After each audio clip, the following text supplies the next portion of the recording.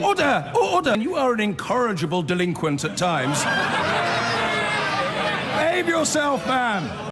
Now, children reaching in bins for food, homes infested with rats, 5-year-olds with mouths full of rotten teeth. The reality of poverty in Britain, according to teachers who say they're having to deal with it every single day. We spoke to 80 primary school teachers across England, Scotland and Wales, and with the help of the National Association of Head Teachers, surveyed 400 heads. They paint a picture of growing numbers of children living on what they call appalling conditions. Our social affairs editor, Jackie Long, has this special report. The state of the housing in the area, it's like a Dickensian novel. You've got families of 5, 6 or even more in one-bedroom properties. I've written to the council about children being bitten in the night by rats. I've had children reaching in bins for food, going through others' packed lunches. One child in year 1 this year had to have all of her teeth removed because they were all rotten. Stories from the schoolyard, fast becoming the front line of the fight against poverty, say teachers. Their words spoken by actors. We've conducted one-to-one interviews with 80 teachers and with the help of the National Association of Head Teachers, surveyed 400 heads. And the picture they paint is bleak. I'm having to get involved in the more social aspect of the role, so supporting parents through financial crises, through housing situations. I mean, even 10 years ago, I can't remember having to give out food to our local children. I am genuinely appalled at the conditions that children and families are living in some cases. It's really, you know, it's hard to believe that we're in the 21st century and people in a wealthy country are living in those conditions. In our survey, teachers told us they're seeing increasing numbers of children in need. 86% are providing children with more help for essentials than 5 years ago. 49% of teachers paying for them out of their own pocket. 3/4 of schools are now providing children with free food outside of school lunches, and 85% are giving out school uniform. I can't open it. At Colcott Primary in Wales, the children help run a clothes bank, recycling clothes to help others, a lesson as much about empathy as the environment. This is very good because it can help a lot of people who need coats to stay warm in the winter. Having shoes in the clothes bank is really important because some people don't have shoes like these. Like some people don't have school shoes. Say if somebody's mum doesn't have enough money or something to go out and buy somebody else's polo shirt, then they can just come here and we have basically all the clothes you can think about really to come, and they're free for everyone to take. I know what I'm wearing, I feel good about myself, and that's what I want other people to feel. I've seen a coat being passed around 3 siblings. One day the older brother will have it, next day the sister, next day the younger brother. One coat between the 3 of them.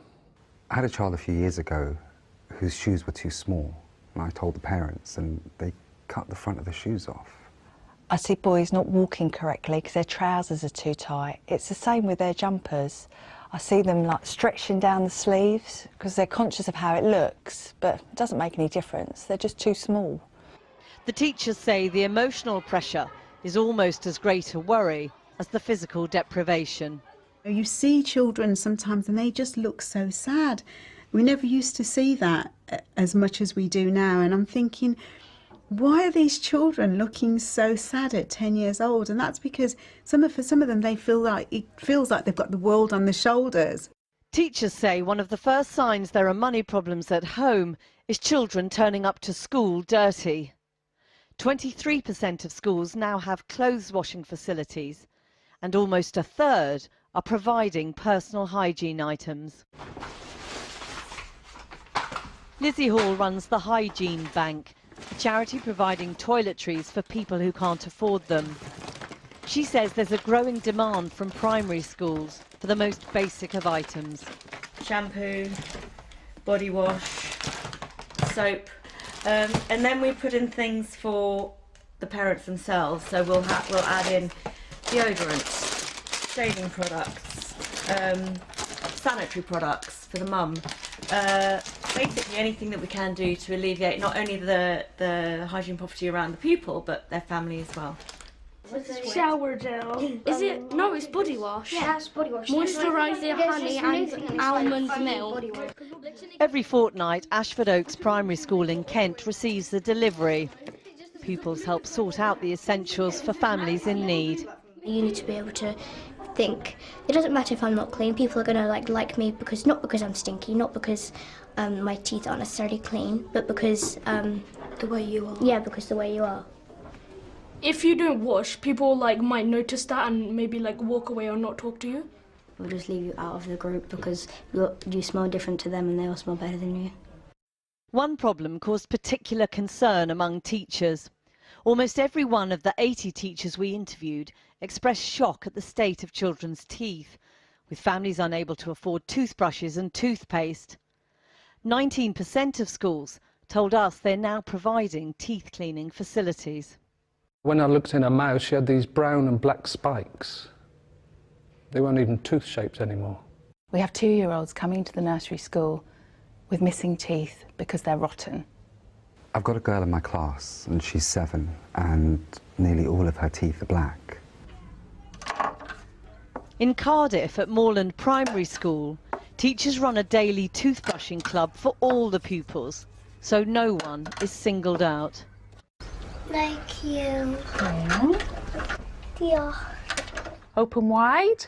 Off we go, in and out with your toothbrushes.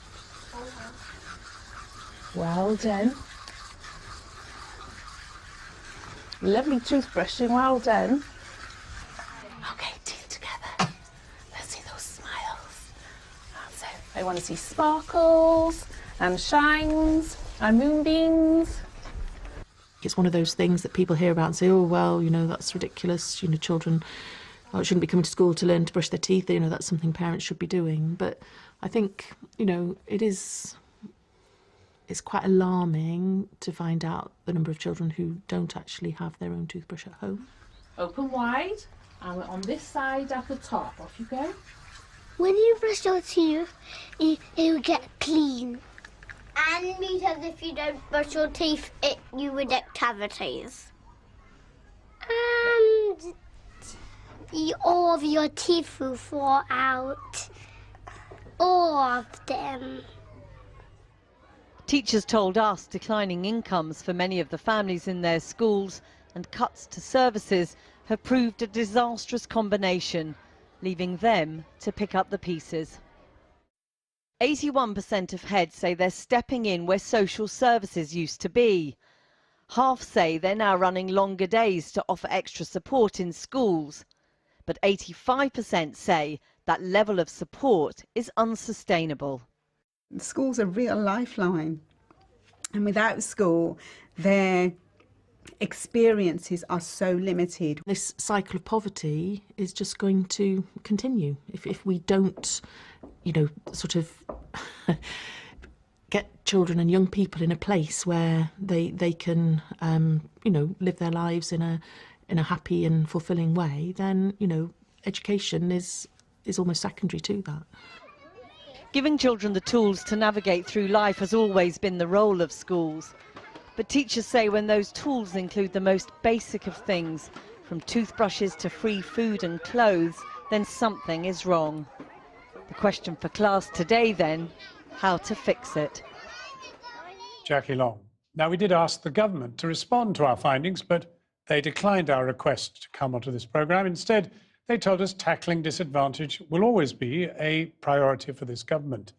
We're taking action to make sure teachers don't have to step in to tackle the issues highlighted by the survey, including spending $95 billion a year on welfare. We're joined now by Emily Profit, primary school head in the West Midlands, who also represents the National Association of Head Teachers, and Mark Lehane, who's the founder and former principal of a free school in Bedfordshire. Mark Lehane, pressure on the NHS, the housing crisis, benefits cuts, children's services cuts. they all come to rest in the classroom. Well, of course, schools are the one place where virtually every single child in this country come to. So often we're the early warning system when things aren't going right at home. And listening to those stories just now, it really brought home to me some of the things we had to try and support children and their families with. When I was ahead in Bedford, it was a school in one of the poorest wards in England. And when you have a school in poorer wards, you expect to deal with stuff like this. But listening to those stories just now brought it all back to me. But they don't really spring from quite a short distance, the short distance of the home. They spring from far beyond that. Absolutely, they do. We're talking about teachers talking about this over the last 5 years, seeing an increase, 86% increase in more children presenting with poverty issues.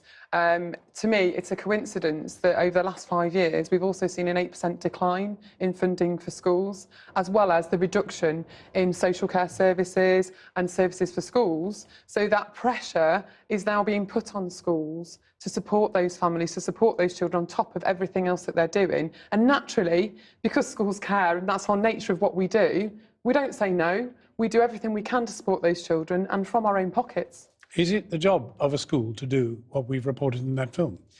Of course it isn't. But at the end of the day, if there's children in front of you that need support and families that need help, you will, as teachers, do everything you can. It takes a village. But isn't it the job of government to ensure that teachers have the time to teach, rather than having to deal as a social services unit?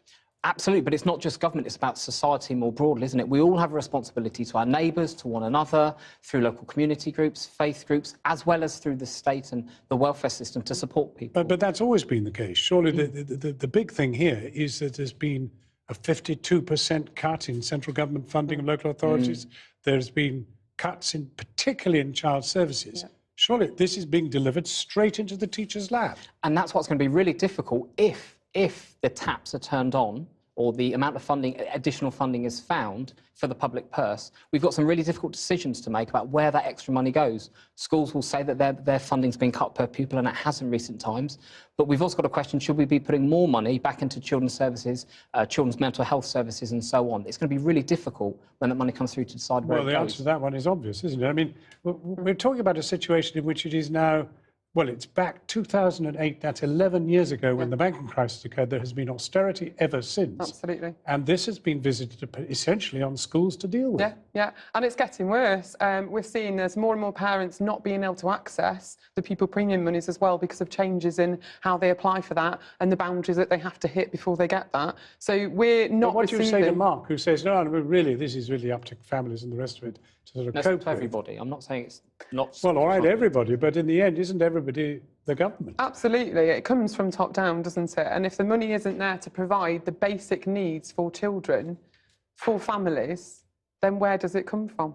And actually, you've raised a really good point there. When the government introduced what are called universal infant free school meals, so that every child aged 4, 5 and 6 got a free meal at school, parents often stopped registering for the free school meals eligibility, and certainly we saw fewer children eligible for free school meals, and that's feeding through, and then they fall off the system, as it were. So it's an unintended consequence. I would agree with that. I would agree with that. And we do have children that need the free school meal money, but also we've got changes to the system as well, and parents that are trying to apply for it that previously would have been able to get it are no longer eligible for it. So schools are seeing a real decline in pupil premium monies and actually seeing an increase in need. I've got head teachers telling me that they're providing children with winter coats because they're on the playground shivering because the parents can't afford it. As we've seen in that video, children are coming to school hungry. We're providing breakfast for them to stop them scavenging in bins. Right. It's wrong. Well, that's essentially what we reported. It doesn't sound to me as if we're going to find a solution tonight. Probably not in the 4.5 minutes that we've got tonight, but it's really good it's being talked about, particularly as the spending review is going on right now. Absolutely. So we need to be making the case about how we get the biggest bang for the buck. Right. Mark Lahan, Emily Prophet, thank you very much indeed for joining us.